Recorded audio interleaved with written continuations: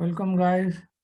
Now we have to find here the pressure and we have given force and area. Force is 14,000 Newton and area is 32 meter square. If you want to find the pressure in Excel, you have to click in any of the cell here and you have to type equal to.